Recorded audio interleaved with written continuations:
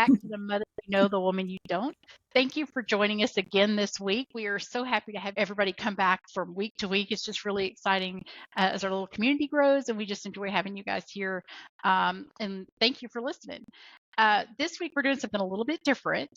We have had a little gem in our pocket for several months. That we have been trying to figure out how we're going to share it, when was the appropriate time to share it, and somehow all the stars aligned. So I'm going to let Lydia tell you a little bit about what we're going to do this week and what you're going to get to hear. Yes. So we can't remember the year, either 2006 or 2007, when I was still in college. I had to, as a project for some random class, I don't even remember, I had to do a personal interview with somebody, and I don't remember the ifs, ands, or buts about it, but that's what I had to do. And I chose our grandmother, my mom's mom, Annie Chapman. And Mom and I drove up to a little town in North Texas called Winsboro. That's where my grandmother was.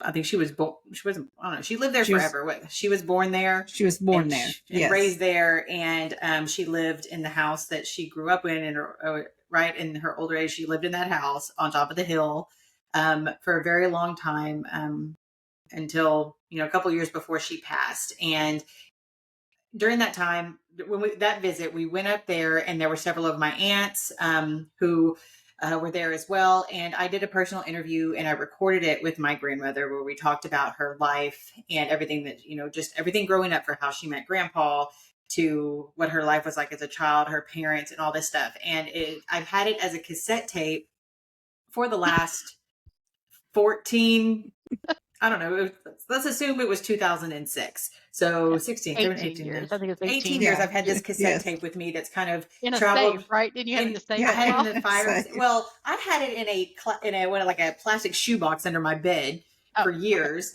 and kind of in my bedside table. And I just kind of kept it with me everywhere. It was my lovely husband's idea to put it in our firebox when we got married a couple of years ago. He's way smarter than I am. He's like, "Why don't we just go ahead and put that in the firebox just in case?" I'm like, "Awesome." So I had this cassette tape player, and it was one of those things when we started doing this podcast. I remember just mentioned, "Hey, well, that I've got this cassette tape of Grandma's. Maybe there's something we can go, maybe we can do with that or whatever." And we kind of all became very fixated on the idea of that, because this is about mothers and daughters. And our grandmother, not that fancy or proper grandma, really, again, was the matriarch of our family, and we all learned so much from her. And she had 11 children, and she just has this legacy that she left. And obviously that's something that we've all felt since she's been gone. And the first thing we did is I got on Amazon and I bought like a $20 digital converter, and that thing, bless it, it just didn't do its thing. And so finally we found a company who would digitize it. And Dorcas took care of that. It was over by our work, and we have it digitized now to the audio file, very good, pretty good quality. And from what I remember about that trip, we went up to her house and we just sat around and we talked, and we sat outside on the swings or the rocking chairs or the chairs or whatever. And it was me and Mom and Grandma. And I know my Aunt Deborah was there, who, if you remember from an earlier episode, our cousin Shelby, her mother, who is now passed, was there.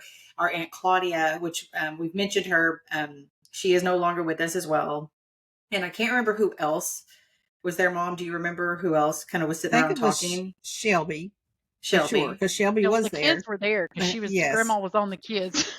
She was on Shelby. I think David calls at some point. So it's really raw because it's just sitting at her house and the phone's ringing, and Shelby's daddy is there because she thanks James for doing something. You can hear thanks James, and James has passed away. So it's really going to be just a simple conversation. That I think we're really lucky to have. Yeah, we had an emotional moment playing it last night. Yeah. Just hearing her voice and her laugh. That's what I said. That was something I hadn't heard in a while. So whenever that's what I was looking forward to hearing her voice again and hearing her laugh.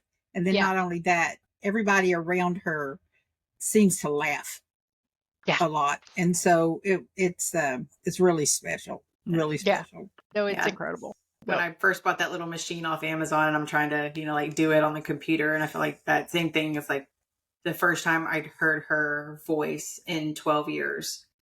since she's been gone. And that was it was beautiful, but it was emotional. And I wasn't prepared for that. Like I wasn't prepared to have that reaction. And I would imagine mom too, that's your mother. Yeah. And it was really, it's such a blessing, like Dorcas said, to have this as a keepsake. And now we have it digitally. I mean, obviously we don't want the tape to burn either, but now we have it digitally.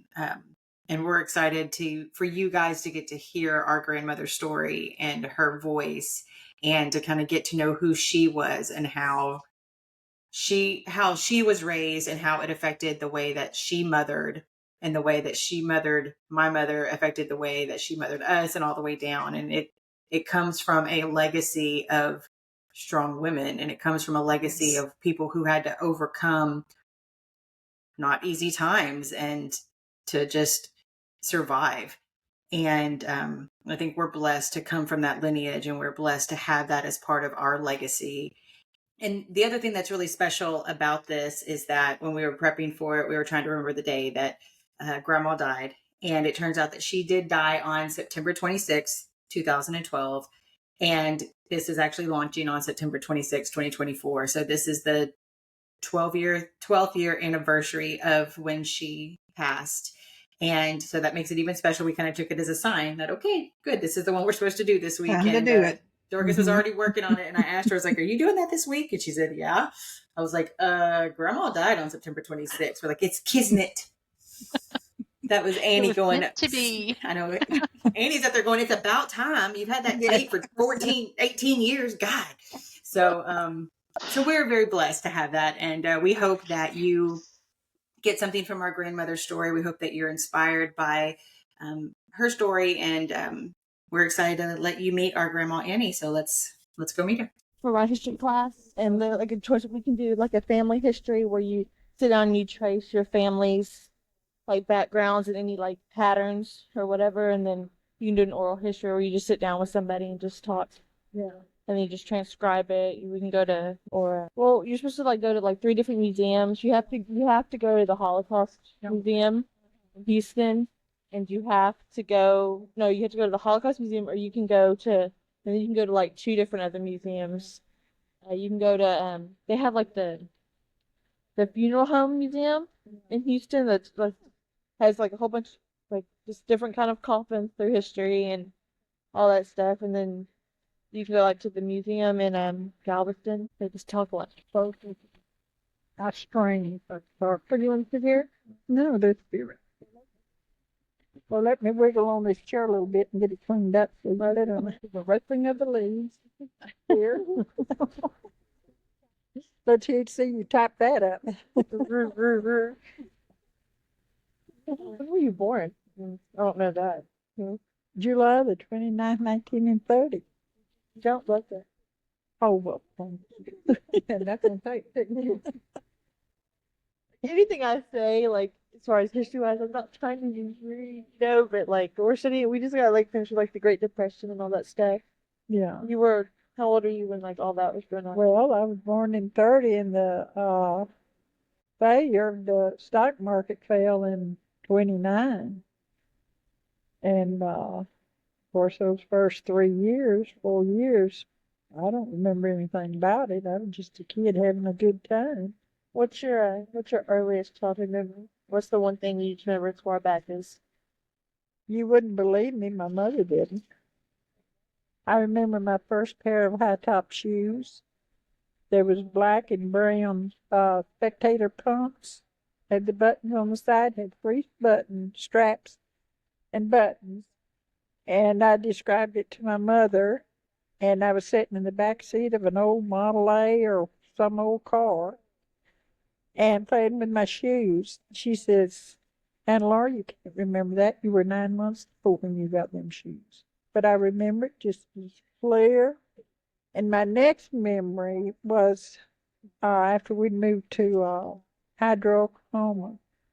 And my daddy and I was walking down the street that we lived on. And he was holding my hand, and I was looking up at him and laughing. And I was about 3 years old then. And then from then on, I've got pretty good memory. where I lived. Okay. Now that was when we went through Oklahoma. Remember when we come back from New Mexico and we went through Oklahoma? Uh-huh. No, we didn't go through Hydro when we come back from New Mexico. Well, where did we go? Because we come back We through came Oklahoma. through Oklahoma City. Mm-hmm. We sure did. We went through Weatherford and Hydro. Yeah, that's right. We went out by the countryside, didn't we? Across the creek, baby. Yeah, we crossed the creek.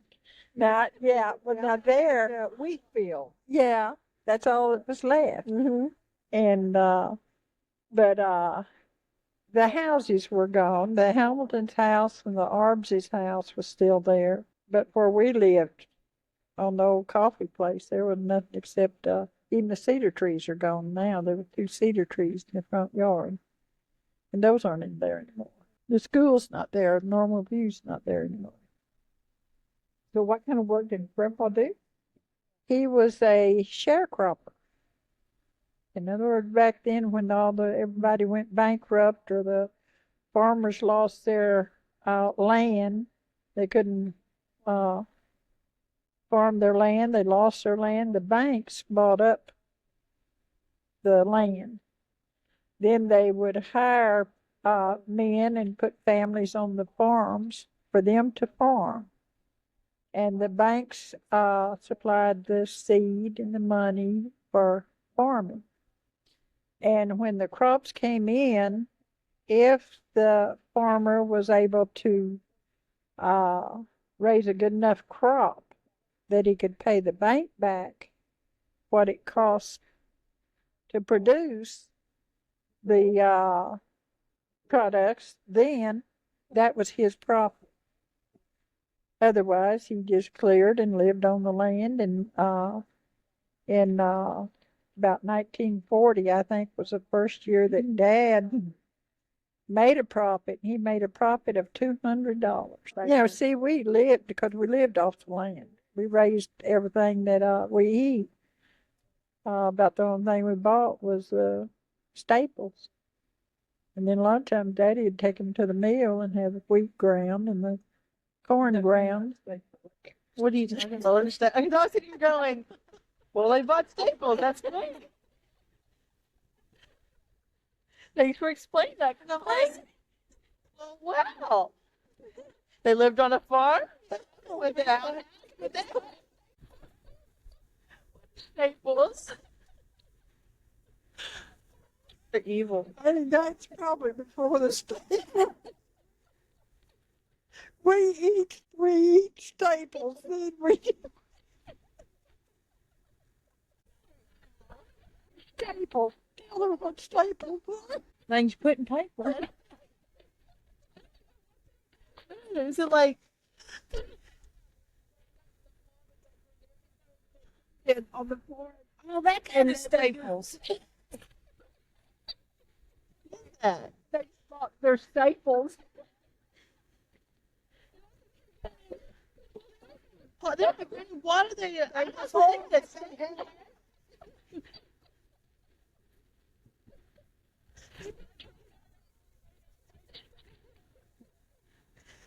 Staples. Staples. We call it staples. Pepper and condiments. Yeah. Condiments. Okay. No, condoms. I'm not putting that in my paper.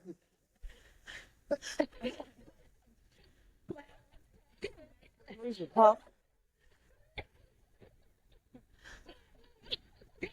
Sylvia's over there talking about condoms.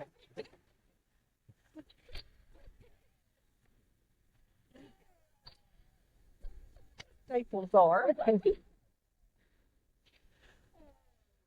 It's flour. It's wheat. It's cornmeal. It's, It's rice and stuff like that. Okay. That you don't normally grow. when his children were so hungry, they'd take that gun and go. Staple their mouth shut. It's So fine. it wouldn't have to. We'll bring another chair around. Go and take a shower.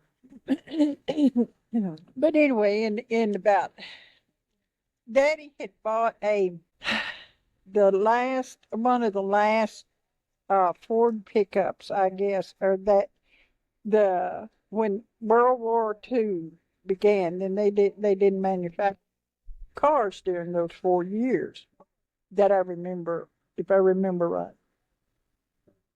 But Daddy had bought a brand new truck, I think in about 1940, and with the profit he'd made off his crops. And we went on living on the farm until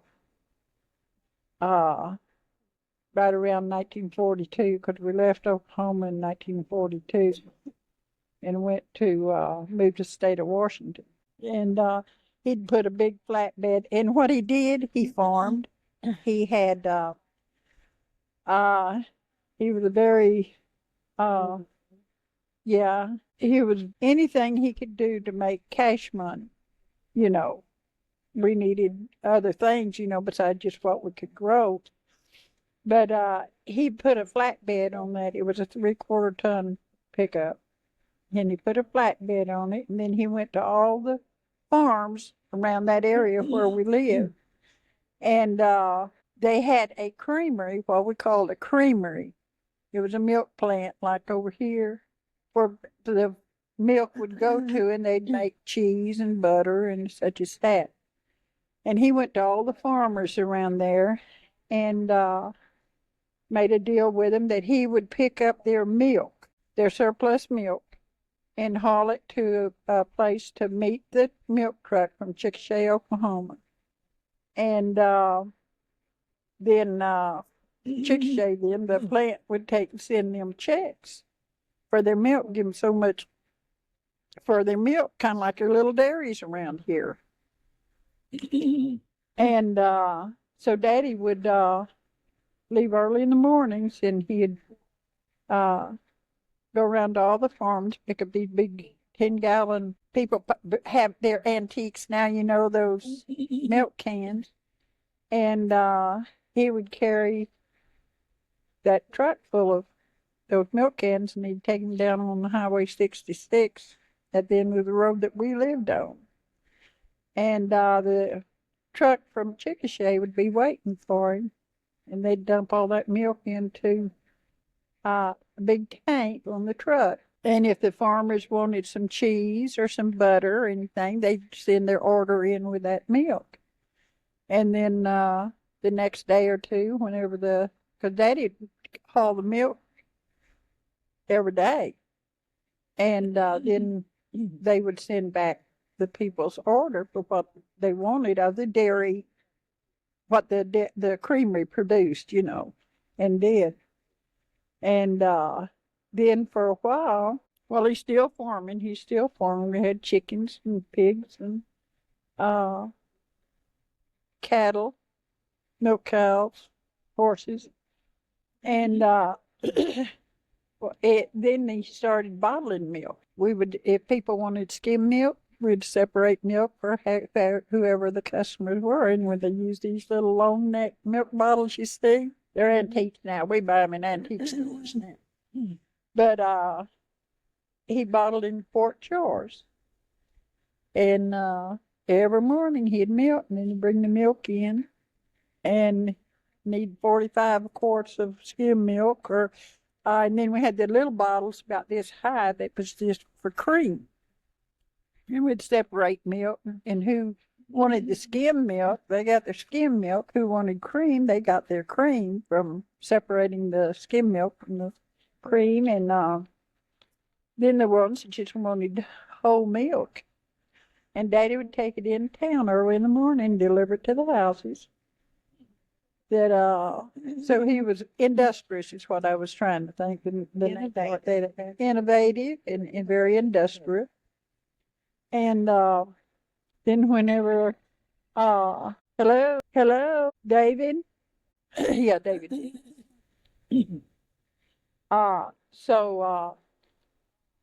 Then whenever in 1942, we had moved into Weatherford. And we lived up on the hill behind the little town there. got letters from some people that had left that area during the 30s and went to the state of Washington. These friends kept writing that things were better out there. So Daddy decided, well, things were still tough on the farm. It was still hard work. But anyway, he decided we'd go to the state of Washington. And in July of 1942, well, Daddy put sideboards on that truck. We had an auction, sold everything we had except our bedding and our clothes. And we loaded up in that truck. Us kids was in the back. And big sideboards and covered, you know. It looked like grapes of wrath. In a pretty modern truck, though. And we headed for the state of Washington. Yeah. And we headed for the state of Washington. We went to Yakima, and that's where we lived until 1950. And out there, he worked in Hanford.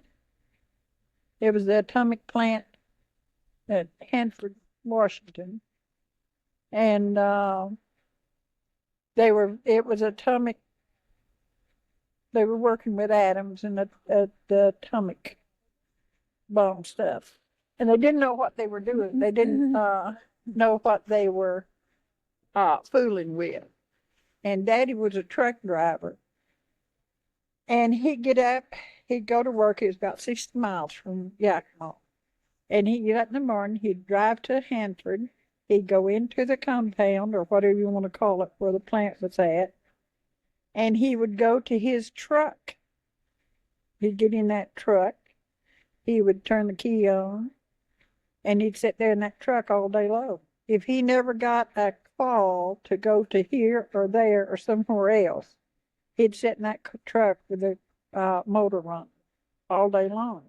Because they knew they were handling something that they didn't know nothing about. They would bring food. They trucked food into the compound, to the dining halls. And after breakfast, they'd have breakfast. After breakfast, everything that was not eaten that they had brought in, those little jelly things you get in restaurants, bread, anything that was not consumed at that meal was hauled on the trucks, put on these trucks that Daddy'd set in and wait for an order to haul something. They'd haul it out to dump it and bury it. At noon, they'd start hauling food in to the dining area. What was not eaten that had been hauled into that, no matter what it was hauled back out, dumped, and buried. And the evening was the same thing, because they didn't know if it was getting contaminated, you know. And he worked there for, he must have worked there maybe a year. And he bought the farm out at Growmore. And out there he had a little, I think we had 13 or 30 acres. And he raised Holsteins, milk, and he leased a Shell service station in Yakima and worked 18 hours a day there. And then he leased a shoe store next to it when Cecil got out of the Navy, and Cecil kind of run the service station, and Daddy put new soles on shoes. He was a good shoemaker. Daddy, he was a jack of all trades, and he was a pretty good master of most of them. But then in 49, they moved back to Houston. In 50, Clyde and I moved to Houston. And you know the rest of the story. No, there's one more I don't know. But in Oklahoma, us kids, we lived down on the river creek. The creek we crossed over. Yeah. At the early 30s, it wasn't a paved road. Might have had some on Highway 66. But where you went off off and we went back over into the country area. And this little creek running down there, and further down the creek was a bridge that went across that creek. Well, when it flooded, one time we had a flood come through there. It had rained and rained. And I was about 5, maybe I was about 5. And we had moved to the old Harris place. This was back when you struggled. You worked for somebody else. And the Harrises still had their farm. And Daddy went to work for them, and we lived in a little old, when we first moved there on that place, we lived in a tent. It had wood sides halfway up, and then it had the canvas for the rest of it. And we lived in that while Daddy was getting a little old 2-room shack. It was a shack fixed so we could move into it. And there was Maxine, Wanda Maxine, and Mother was pregnant with Nada. And so Cecil and Wayne and myself, Maxine and Wanda, okay, and then Nada. So there was 5 children. Mother was expecting Nada at the time.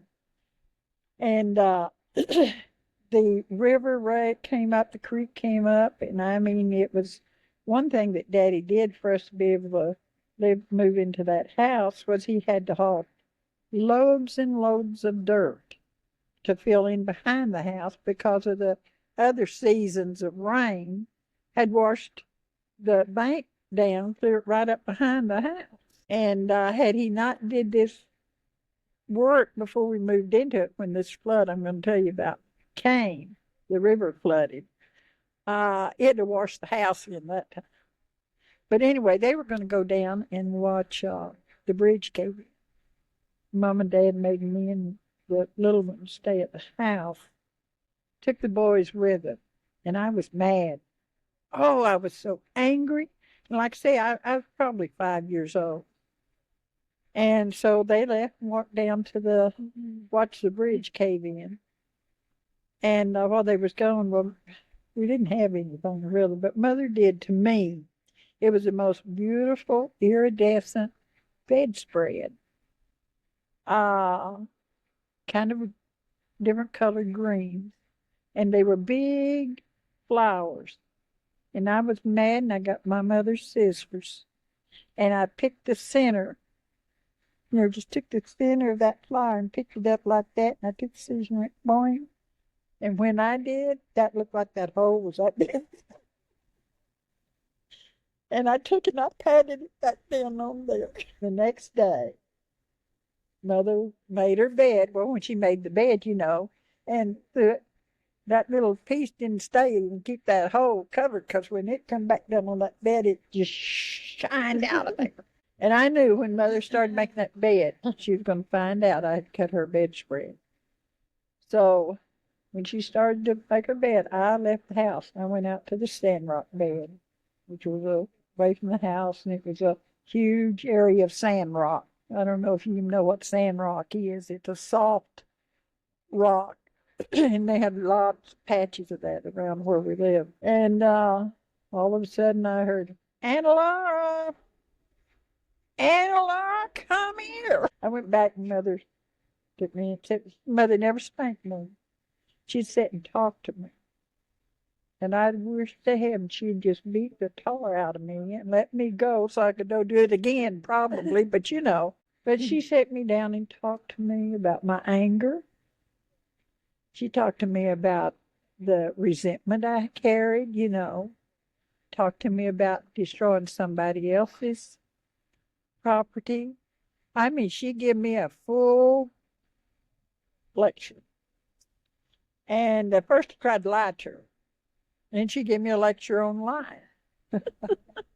And so anyway, I had to confess, I cut my mother's bedspread. And that's been a bad spot in my life all my life. But I learned one thing.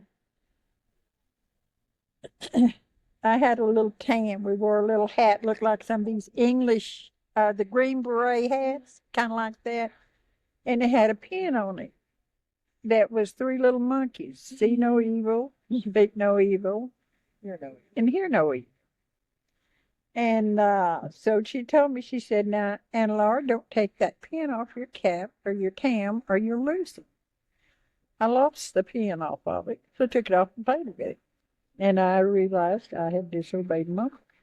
And I went out and got down on my knees behind the house.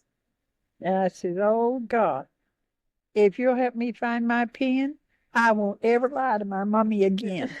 Now, I remembered her lecture on lying. Well, I did. I found that pin. And another time that Mother had given me a ring, a little ring. I don't know where she got it. It probably come out of a Cracker Jack box. But she told me, if you take it off your finger, you'll lose it. I lost it. And I remembered that God helped me find my pin for my tam, and I went back behind the house again, and I said, oh, God, and I was just as clear as it could be. Don't sit down there, sweetheart. That thing's full of black widow spiders. And I said, oh, God, if you'll help me find my ring, I won't ever lie to my mommy again. So you know I was a liar. God knew I was a liar. So, and I did. I lied to her again. But anyway, I found that ring. And those things have been, those are things that I've always been conscious of the fact that there's God. There is God. And then, of course, my teenage years, you've never known I ever even thought it. But anyway, that's part of the childhood. And the times, that Christmas on the creek, my mother and Dad didn't have enough money to buy any Christmas. And Mother took a pair of some of Daddy's work socks and made Wanda and Maxine and I a doll out of a gray sock. And let me see, is Debbie in the house? Hello, here. It's on. But so, and then there's things that you remember. I can remember never having but one pair of shoes, and we always went and bought shoes in the fall for the winter time. And we went to school barefooted. We'd generally get a couple pair of pants or overalls a year and a pair. I can't even remember having socks. Most time we wore shoes without socks. That I remember even. As far as money, we first moved over to the area when I started school. Daddy had a wagon and horses, and Daddy would go into town probably once a month and buy staples. I heard about your staples. Y'all are all heathens. When Daddy joined the town who needed, he would always go to buy a sack of chocolate mounds. Those around Christmas you can buy those. They are flat on the bottom and they got a little mound. They're covered in chocolate and they're full of white cream. Almonds. Yeah. I still buy them every Christmas. I'll eat about one bag and I didn't see them again until next Christmas. But he would get a bag of those and bring them home. That was our that and corn can. And one time during the warm weather, Daddy had gone to town. And in his shopping and everything, he always wore overalls and they had big old pockets. He took that bag of chocolate mounds and put them in his hip pocket while he was walking around town, and gathering things up. And anyway, when he got ready to come home, he just climbed up in the wagon. Finally got home. He pulled that out of his pocket.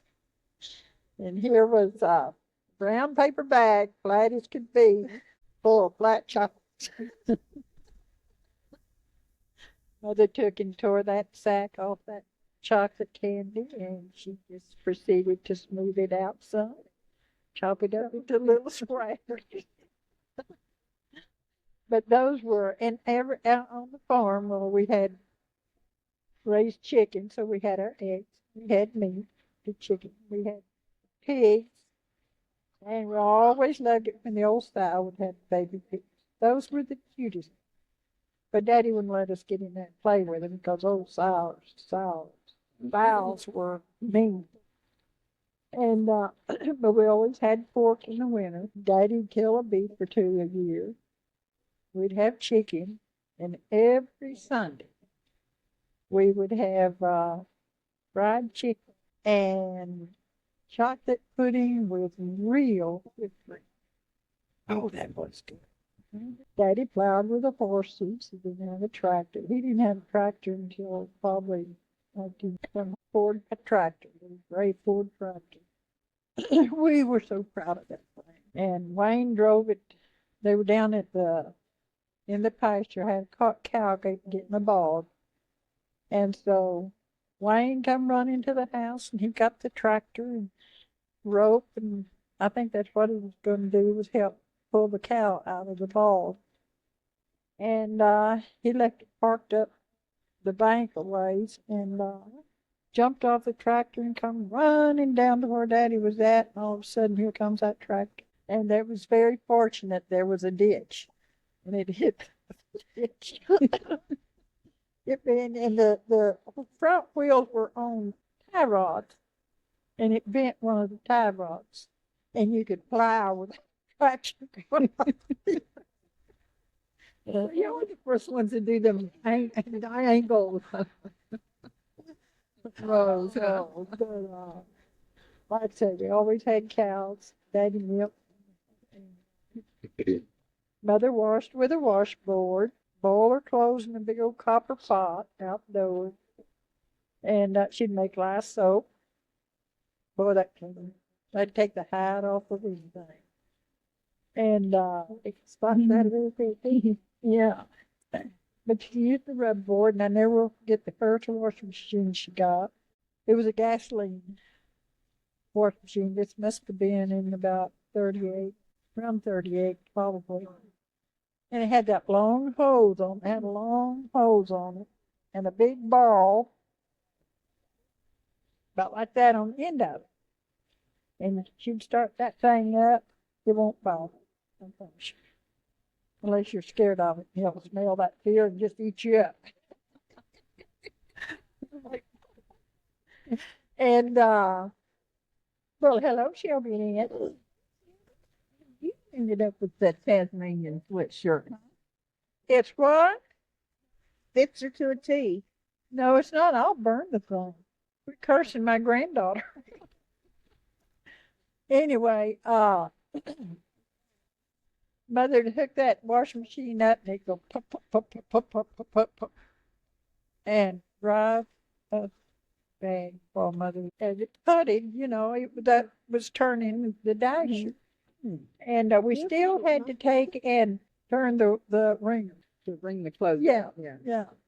And then, gosh, I can't remember.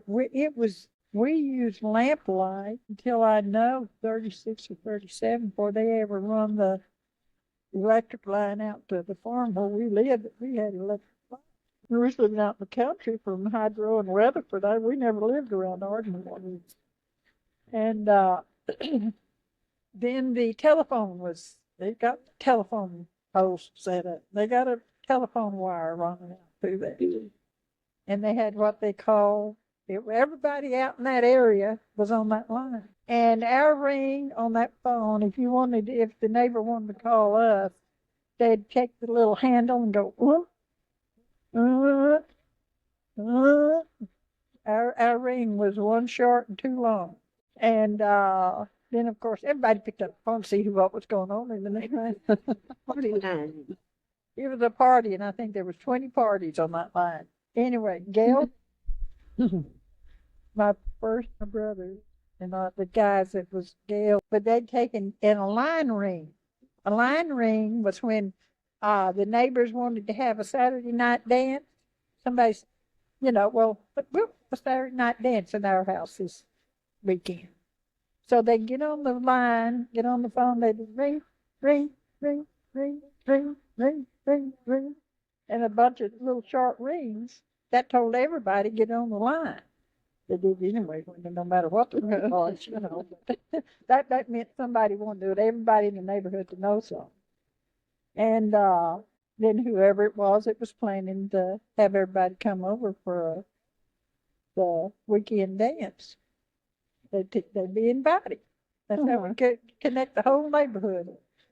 And so when the Saturday night come, they would take and all gather at the house where the dance was going to be, and they'd clear out one of the rooms, and somebody played a fiddle or guitar or whatever. Mother would always ended up playing the organ, and get in, just have the best time. They never, Daddy wouldn't let nobody drink when we had the dance at our house. And kids get out there and they dance and not jitterbug, but do the jig. And, we just had a lot of fun. Some of them you go to, and there'd be some drunkenness, some ugliness, But most of the people really didn't want any drinking on their place. Then you generally do liquor. Yeah. But that was our entertainment and picnics. And a lot of our picnics, people get together and go down on the creek, have a picnic, and the excitement was to tie a big rope on a tree that hung over the water, and they can hold on to the rope and swing out, swing back. And us little kids, if we could get a hold of that knot, they'd have a knot, and we'd hang on. And they'd swing us out, and as we'd swing back, they'd grab us, And the bigger people, they'd go swing way out there and turn loose and jump in the water.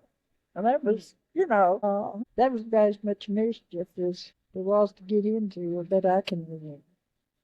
I remember a Halloween when Wayne and Cecil was going to walk down to Geraldine Hamilton's house. And I think old Keith Pullen had come up. He was going with them.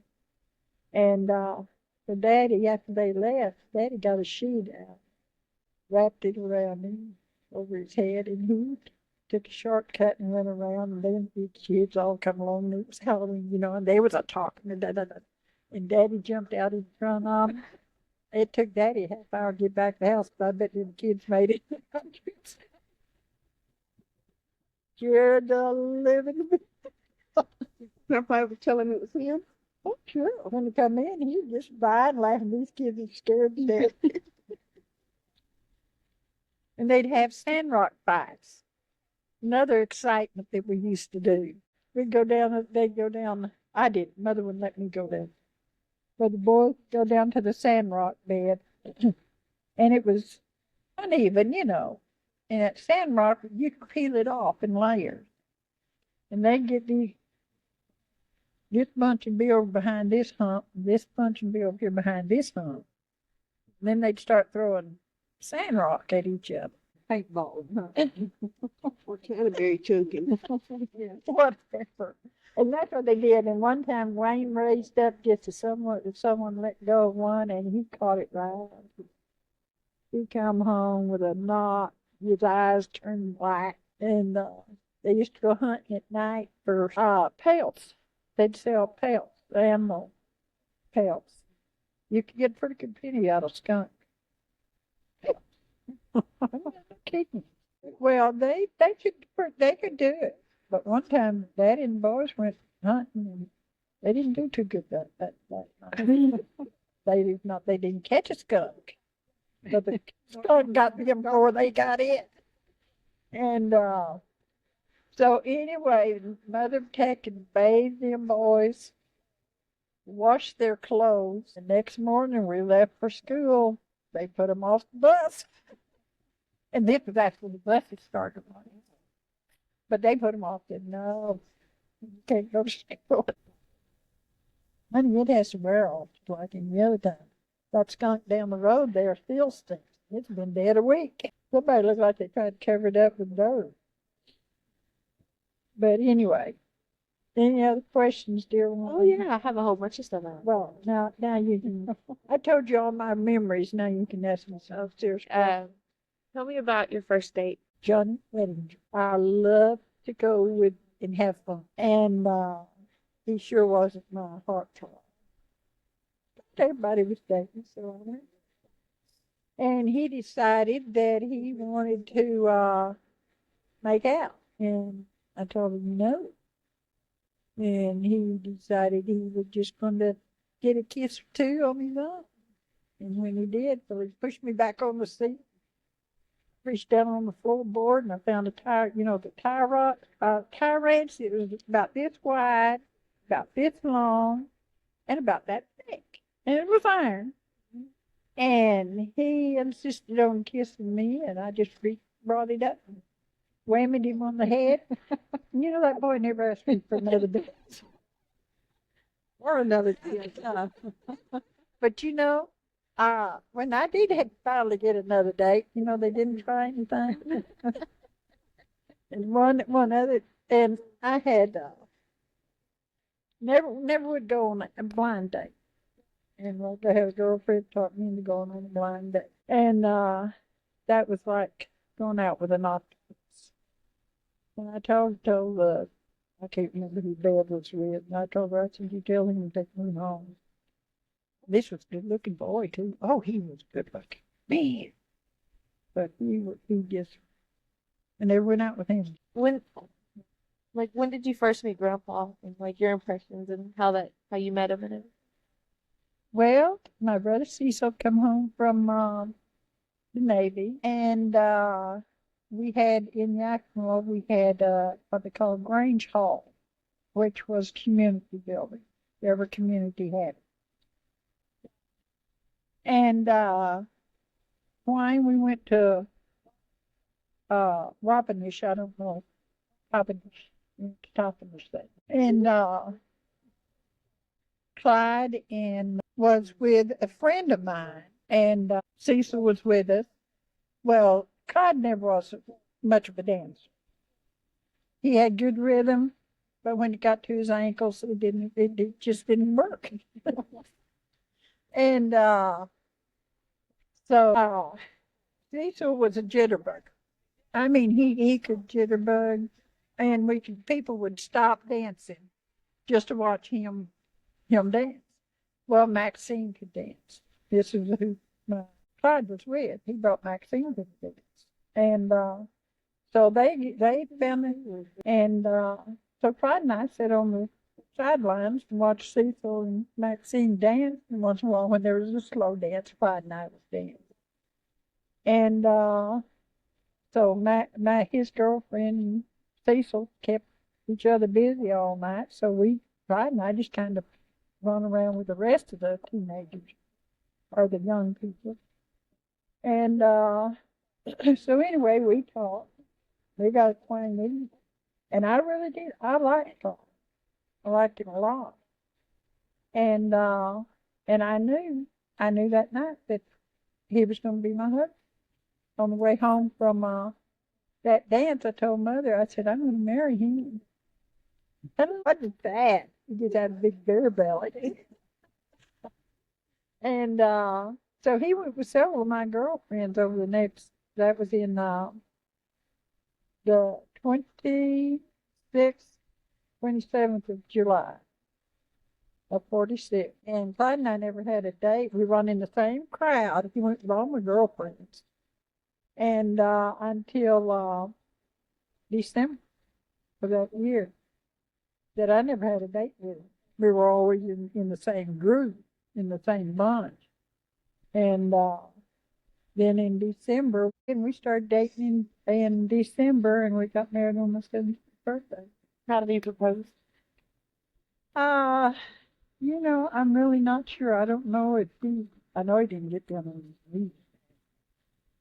We just got talking about getting married, and decided we'd get married. Not real romantic. It wasn't real romantic. It was just funny, laid back, and we got married. He didn't even have a job. Mother said, "Well, what are y'all going to do? He doesn't even have a job." I said, "We'll live on love." Honey, we lived on love.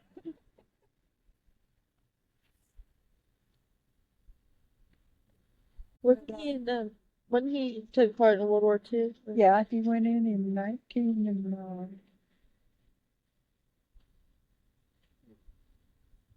before you met him, or yeah, he was in the Army. I didn't know it.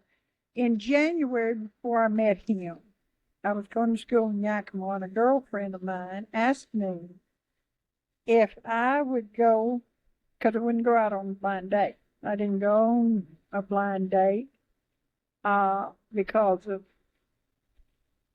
just I didn't want to go on a blind date, you know. I don't want to go with somebody I'd never seen before. But Frida had asked me if I'd go on a blind date. She said, what's her boyfriend's name? Anyway, she said, he's got a friend that just got out of the army. And he didn't have a girlfriend. And I said, no. I don't go with some soldier just getting out of service, because I'd been pen pal to several sailors and army guys, and they expressed themselves well in letters. And I figured they was the same way outside, you know. And I told her, I said, no. And later on, after Clyde and I started dating, I was going through his picture album. And I saw a picture of Frida and Jean and Clyde. And I told him then, I said, when was that picture taken? And he said, it when I got out of the Army in January. And I said, well, that's Frida Norman. Yeah. Uh-huh. I said, you know, she wanted me to go out with a friend of Jean's that had just got out of the, or Elmer, his name was Elmer, that just got out of the Army in January. Was that cheap? I'd have met him in January before I met him in July if I'd have gone on that blind date. But we laughed about that a lot. How, you know, how we did meet and the circumstances and things that kept brought it around. You know. So, a lot of wonderful memories. But Did you always want to have such a big family? yes, ma'am. You planned on 11 kids. The No, I whole. planned on 12. Why didn't you? I did. I lost a 4.5 month pregnancy between Deborah and Yvonne. Then I lost 4 others at 6 weeks pregnant. Lost them early. Very You early had in 5 pregnancy. miscarriages? Yeah, I counted the one that I was 4.5 months pregnant. But when I was about 10, we were still on the farm, and we had cotton, and we picked cotton in the fall. And I can't remember how many acres David put in. And did Shelby Lynn go out there with them boys? Yes. Well, she didn't sound like she was crying. He's in the woods with them? I didn't think so. That's David. Yeah, I think I hear her coming up here. And this woman come to help pick cotton, but she had two, I think it's 2 little bitty girls. And Mother let me stay at the house to keep so the little babies wouldn't be out in the field with them, you know. I got to playing with them, and I can remember just as clear. I made up my mind, I wanted lots of little children, and it stayed with me all my life. And I always wanted a big family, because I thought we had so much fun when I was a kid. We didn't have no toys to play with during the day. Daddy had any lumber around, and he'd cut lumber and had some little ends. We'd get them and use them for our cars, and we'd play in the ditch. We lived in a very sandy area, and we'd play in the ditch. We'd make roads up and down that ditch, and you know, just imagine our imaginations were wonderful. And then in 1938, what? In my car, in the trunk of my car, And we had a panther scare.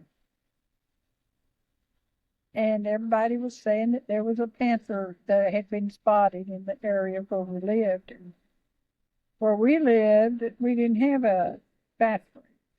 We had an outhouse. And the outhouse, from our house, where we come out the back door to the outhouse, was probably better than that building. So one night, Wanda and I needed to go potty.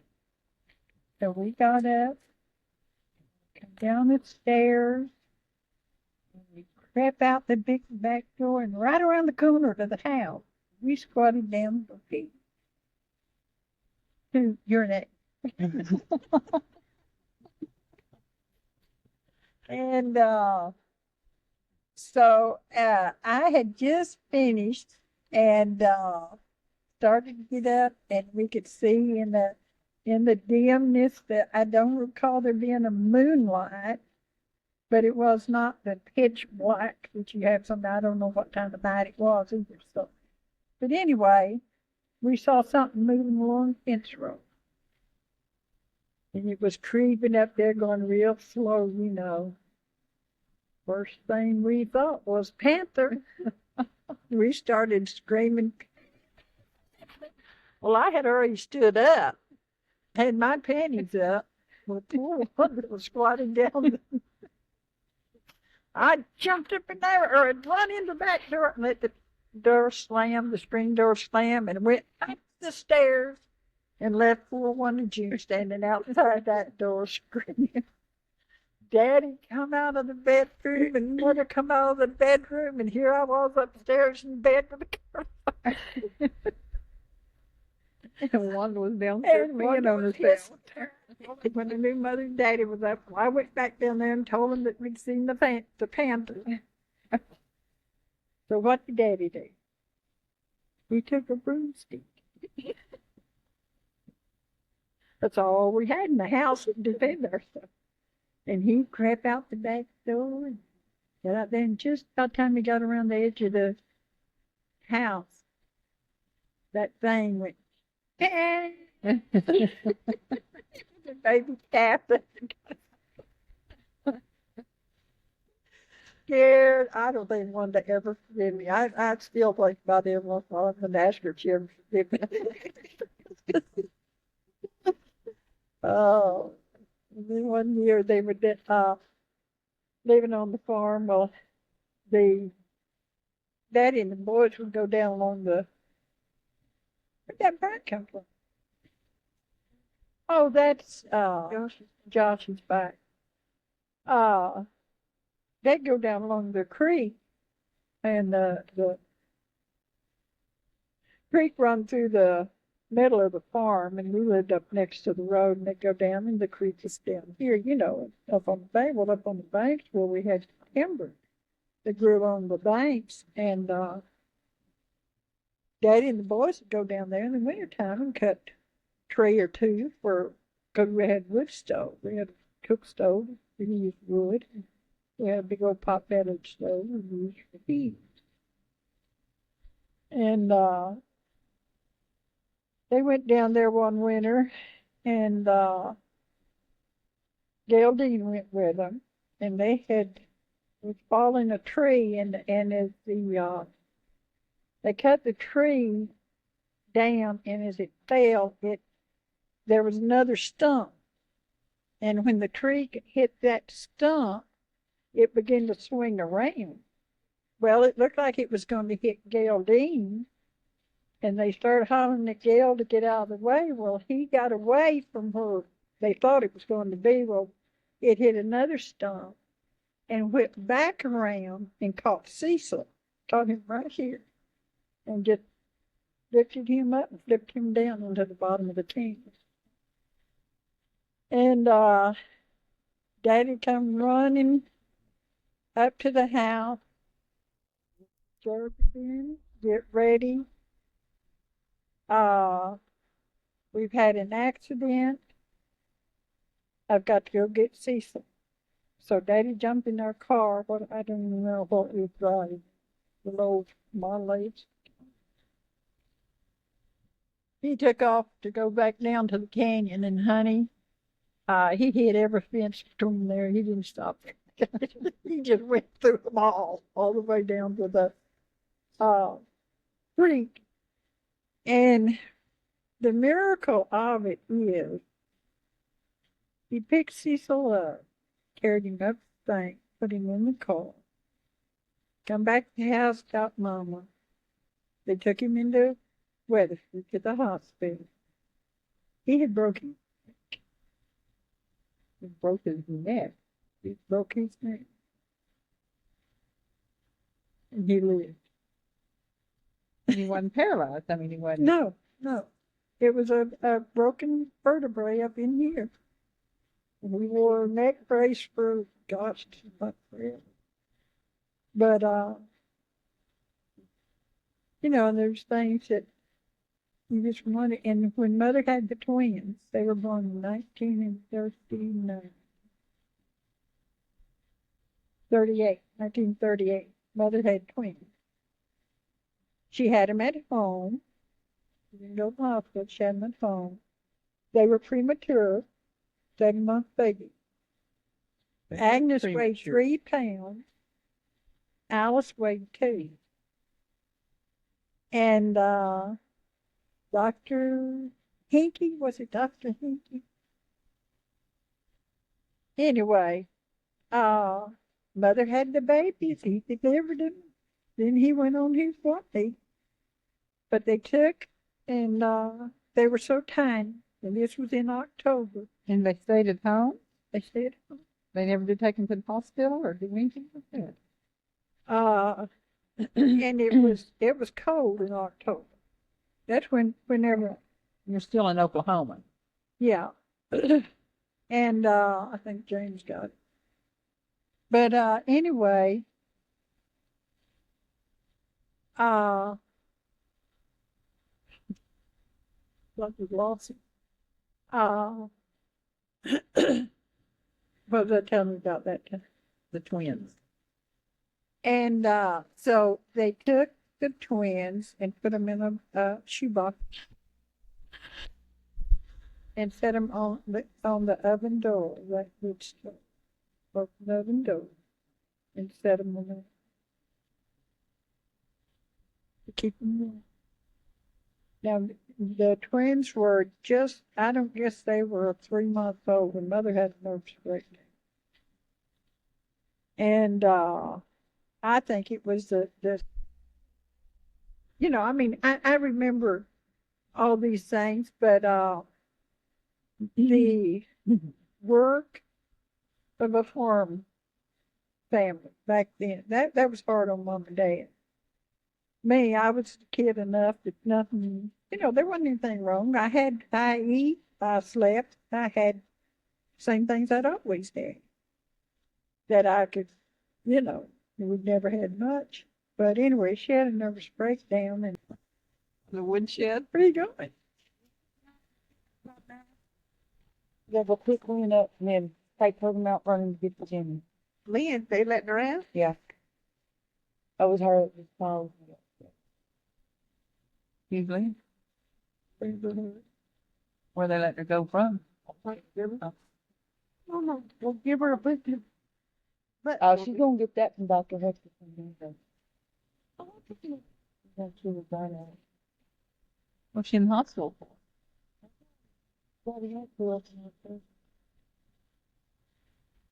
So just get back here now. Got me. How long it takes to get her, get to Mount Vernon back. Okay. Yeah, a little bit. What?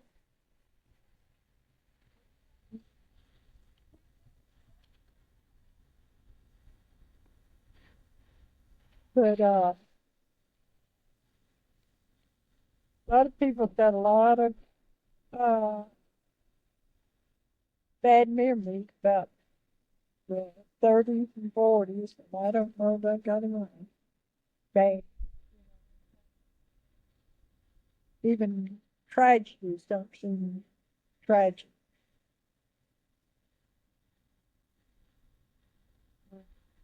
So the twins, did they not have any complications? That just Well, now they That just said blows my mind. They were 2 and 3 pounds, and you set them on the oven door. no, it was shoebox. When Alice was about 6 months old, or somewhere between birth and mother had got over her nervous breakdown, and I'll tell you another funny story about the twins. But when they were taken in for a checkup, they called Alice a blue baby. And that she had a heart murmur. And so that was the only thing that, we were very careful with Alice. Always, Alice was,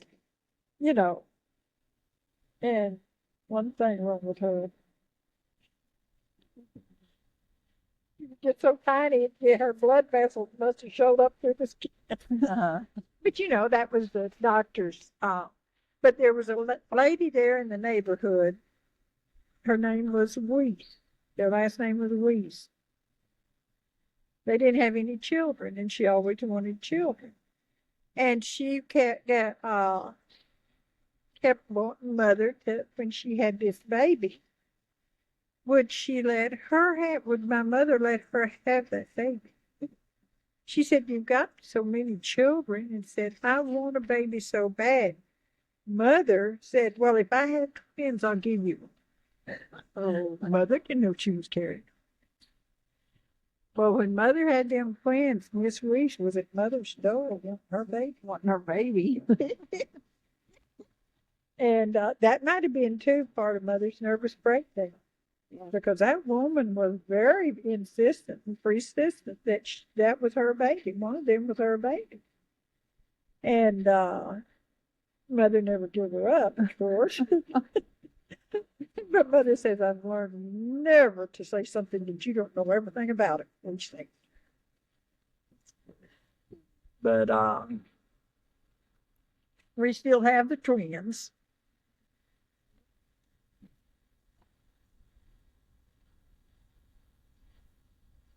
And Cecil, my oldest brother, when he turned 16, he moved off the farm and moved into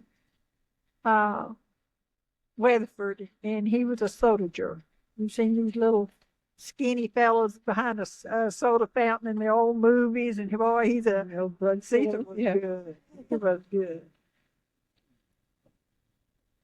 But that's what he was. He was a soda jerk. He was a jerk, too. He was 16 when he moved away from home? Away from the farm. But he come home. He kept coming home. So where did he live? And he still come home. He lived in the old, what was the name of that old hotel? And he made enough for his friend. And I guess he lived on soda jerky. I mean, that's what he eat at the job. I don't know. But anyway, Daddy, one time, he found his tomato. Daddy always had Bull Durham sacks. Those little pike sacks that he had string. Not your dad, my dad. I know. And so he to make cigarettes. He kept missing cigarette papers and some tobacco. So one time Cecil said, "Cecil, are you smoking?" Now, so.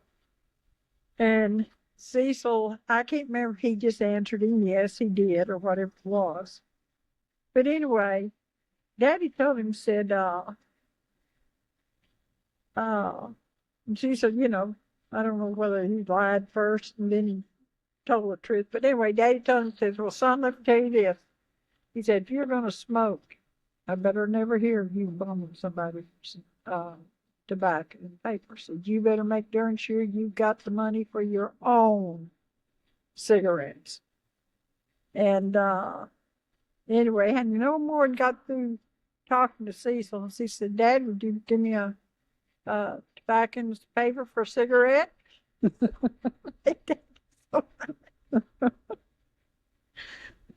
Then he was ready to clobber him right then. He was a hard boy to handle.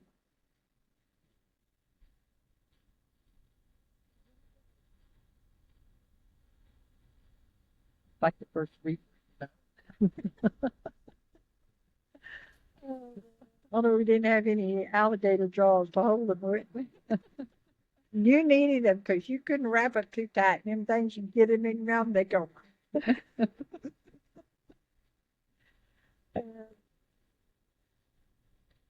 Where were you at? What were you doing when you heard about the atomic bomb? Because like you were saying that your dad, you know, not took part, but part of it. Give me the date. Yeah, Oh, I don't know. I have my history book in the during during. during It's right before World War II. II. Pearl Harbor. It was 45. I was 15 years old. Okay, well, Pearl Harbor happened before Hiroshima. It was No, Pearl I'm talking Harbor. about Pearl was in Harbor with the 42. atomic bomb. December Oh, of there. no, Oh, Pearl 40 Harbor. 41. December of 41. That's before we left. December Oklahoma. 15th. That's when our papers are due. The day that will live in infamy. That's what he calls it. What's that? The the atomic day. bomb? Yeah. Uh, That was the Pearl Harbor. that was 7th of December. I beg your pardon. Okay, well, whatever. One of When them your days. papers do. My papers due sometime coming up. I don't know. Yes, It's the day that'll live in infamy. Infamy, whatever. Infamy. we were our radio. We did not hear it, immediately on the radio. Daddy came home from somewhere, and he had heard that Pearl Harbor had been bombed. But we had a radio, but it was one that was a battery radio, and the way we listened to it, Daddy would pull this old car we had up by the window in the living room. And he had a cable or a wire that he would hook onto the car battery. And then he'd hook it onto the radio in the house, and we would listen to the radio. And we would listen, they'd listen to Fibber McGee and Molly. What else was it? Fibber McGee and Molly. There was a couple other. They were just probably not over 10 or 15-minute programs. Back then, I don't think they were in the 30 minutes. But anyway, Daddy had come in and told us that Pearl Harbor had been bombed. And he pulled the car up and he hooked it up, and we sat there on the floor on that radio listening to the news. Because it was coming in from overseas. And what were we doing, darling? Probably getting ready for bed. We were just, I don't know that I fully understood what had happened because it was so far away and it was so foreign to me what Pearl Harbor was. Because in 41, I was about 11 years old. It's in Washington State then. No, we were still in Oklahoma. Okay, you went to Washington in 42? Yeah, July of 42. And then when the atomic bomb was dropped.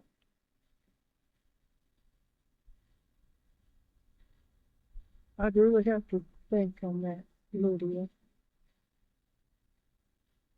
But I know when the war was over, I was in Yankee. And that was just like, in town. No traffic on the Yakima Avenue.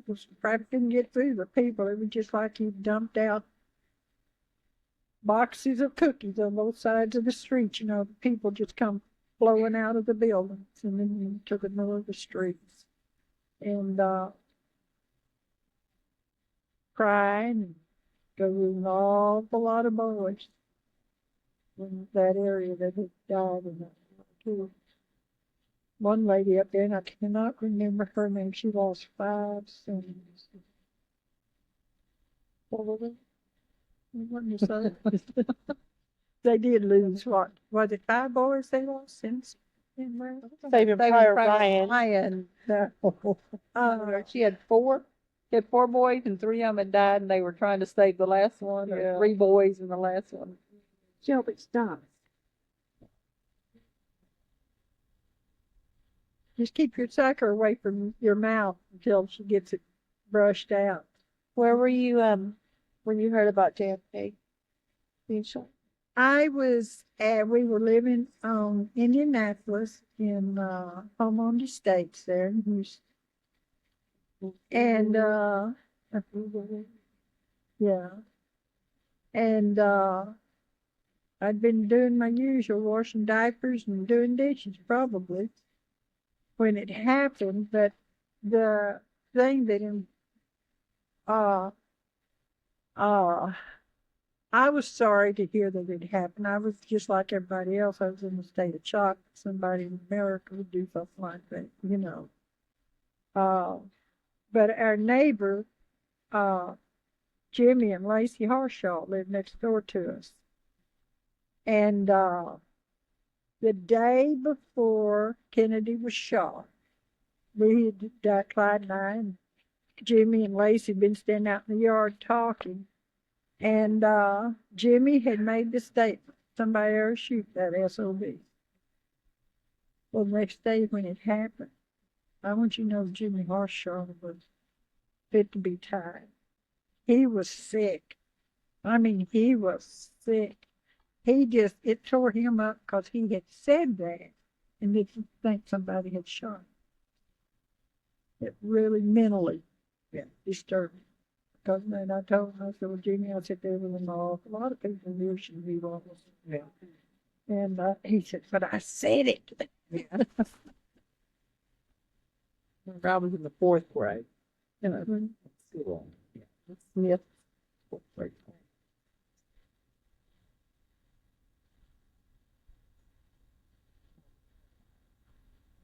We used to have cyclones. Now, why they're called cyclones, I don't know. We call them cyclones. But in the cyclone, doesn't it go counterclockwise? I don't know what the difference. There's a difference in them for some reason. But they were the same things we have now in Oklahoma with the tornadoes. We lived in Weatherford that short time before we moved to Washington State. We stand up on the front porch, and then there was a porch right there, across that house we were in. And it got dark down to the south of Weatherford. And look out along the horizon, the cloud sky was just black. You could see these tornadoes coming down out of the clouds, just bouncing across the horizon. There's about 3 or 4 of them coming down out of that. Well, Oklahoma's tornado capital of the world. Well, Tornado Alley, yeah, Oklahoma's. Well, Kansas, no Kansas, Kansas, Oklahoma, yeah, Panhandle. That's the tornado alley.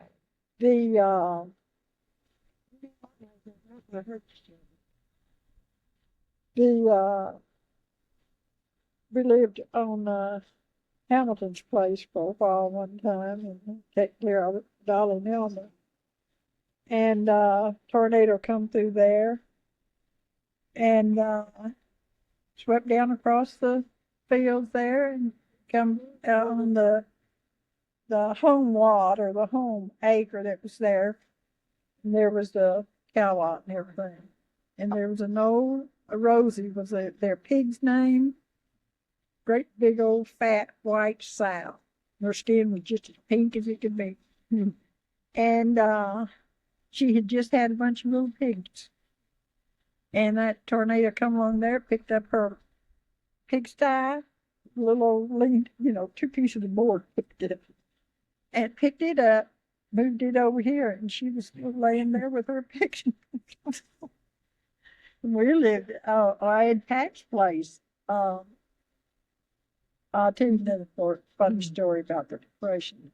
And I didn't know this until several years ago, and Wayne was telling. But anyway, we lived on Ed Pack's place. And Ed Pack, this place, is the same guy I'm going to tell you about in a minute. But the tornado come across there, and we had a little chicken house. And it was sitting on this side of the fence, and this side, this is the field where cotton was grown. And Daddy had a 5-gallon bucket-like thing sitting in the corner of that little chicken house. He had a hen setting on eggs, and that tornado come through, and Daddy always took us kids to the storm cellar, wherever we were living. Daddy, if there was a storm coming, he'd take us down the cellar. Mother wouldn't go if she'd get out of it. She would not go to a storm cellar. She stayed so tired all the time. She said, well, if I get blown away, I really don't care. Anyway, it come across there, and it picked up that chicken house, set it on this side, because it wasn't a floor in it. It was just a building set there with no floor in it. Just picked it up, set it over the fence, just as neat, not a board disturbed. Next morning, here this old hen was still sitting on them eggs. Never did. Didn't even move her bucket. But back during the Depression, they had what they called, what was it called? It was kind of like your welfare nowadays. You could go to Clinton, the headquarters for this service was at Clinton, I believe, either Clinton or Hinton, Oklahoma. But anyway, things had got so bad. This was, I guess, around the time Maxine. I couldn't have been over 4 years old during this time. And Daddy had gone over there, and they give you clothes, and what they give you was khaki. I think they were Army issue back then, and the clothes were made out of khaki. And they give you cheese, commodities, yeah. Staples, honey. Commodities. And he went over there to see if he could get some help, because he was making 35 cents a day. Now, this is what Ed Pack was paying him to till his farm and take care of it. 35 cents a day. A day. And so anyway, Daddy went over there to see if they could get some help, because I can remember that. It seemed like we had nothing then. I mean, to me, the memory of that place was just bare. Everything was bare. So anyway, evidently it must have been pretty tough time. And so Daddy come back, and he, I think they give him a couple of little skirts. One of them fit me. But he didn't get any kind of food stamp, any commodities. And so Mama asked him what happened, and he said, you've got to tell him everything about you, and he said, right down to your sex life. And so Daddy never asked help from anybody again. Never. It just really turned him off to any kind of help that people could get him. And but anyway, during that time, Ed Pack did not pay Daddy for weeks. And so Daddy went to him. They went to the gym. Wayne and was with Daddy, and Daddy had gone by the gym, and Ed Pack was there, and Daddy, and I'll have to show you the book. I've got that book from the history of Oklahoma, and old Ed Pack's in that book. Really? And so Daddy told him, said, no, he stopped him out on the road over around the farm and told him, says, now, Mr. Pack said, I have got to have my wages. And that's that during the time that Daddy went to get commodities was during the time that Pack wasn't paying. And so Pack told him, said, well, I'll tell you what, Mr. Russell, meet me at the gin on Saturday. So that Saturday, Daddy and Wayne went to Hydro. I guess Cecil went with them. I don't know that he did or didn't, because Wayne never mentioned him. But they went to the gin. And I think I pointed the gin out to you where it was. Yeah, That big. you did. Yeah, you did. Okay, it was there in that big concrete thing there. Anyway, they met him there, and Wayne said that they waited around there, and Mr. Pack was there, and he was, going around there, and Daddy told him, said, Mr. Pack said, I've got to go, and I've got to get my wages. And he said, well, just a minute, you'll have to wait. I'm going to pay you in flour. He was going to give Daddy, out of the grinding, the corn that he brought in for flour or wheat, whatever it was, to pay his wages for several weeks, even at 35 cents a day, honey. Can you imagine the amount of flour? And it was selling, I think, 50 cents for 100 pounds back. And Wayne said when he said that, said Daddy just took him out. And they fell off that thing, that concrete bay thing there, and said it took several minutes for Daddy off of it.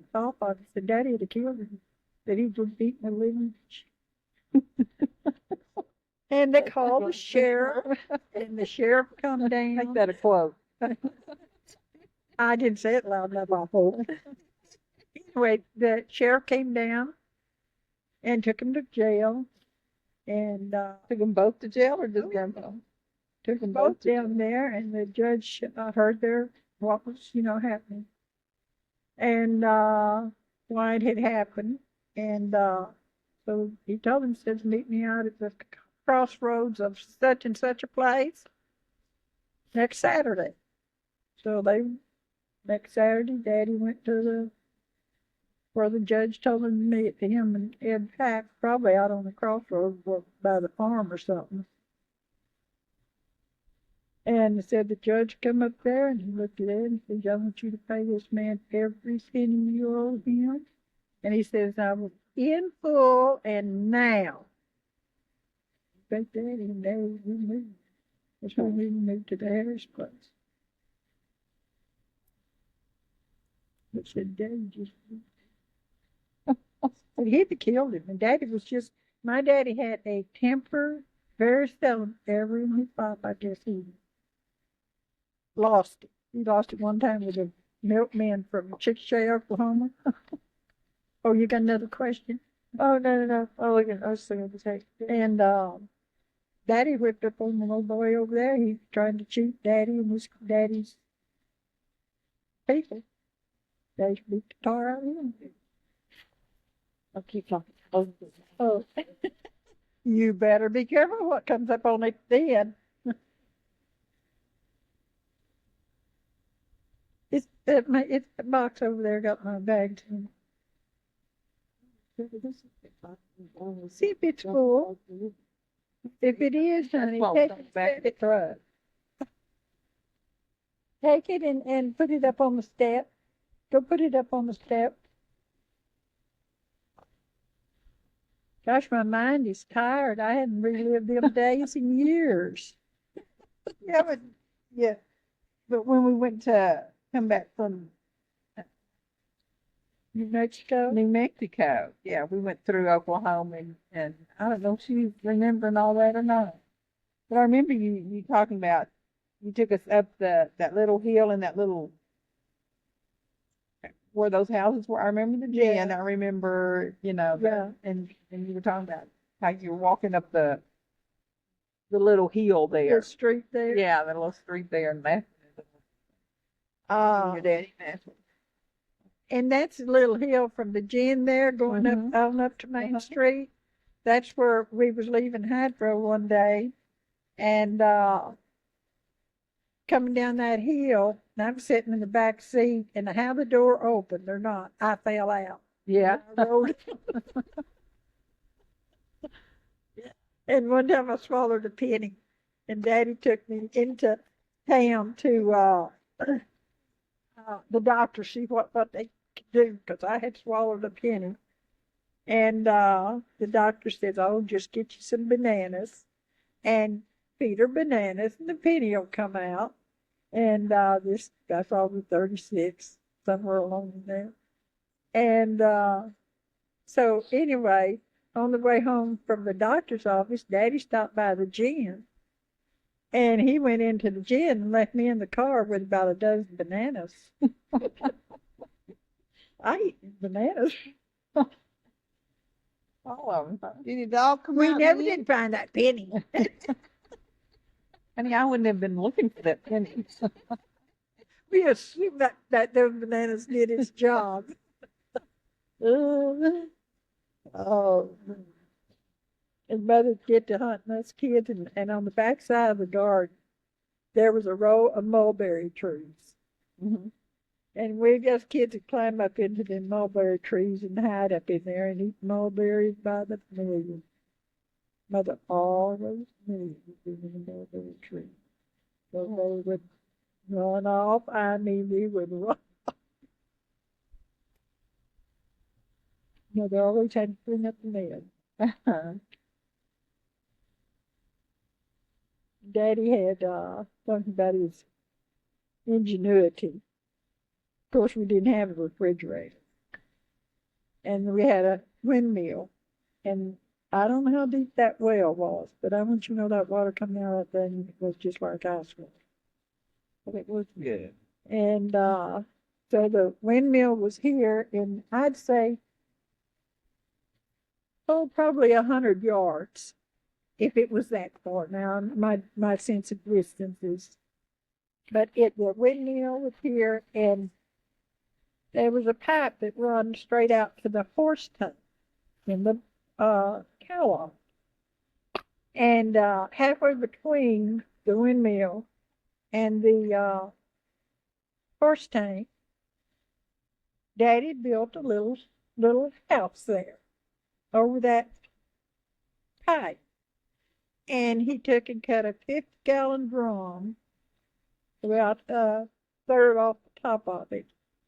And he would run the pipe from the windmill in this end of that barrel. And on this end of the barrel, to run into the horse tank, he dropped that hole down about 2 inches below where this would come in. This would run out of it. And that's where we'd take and set our, know that we bought syrup in gallon cans.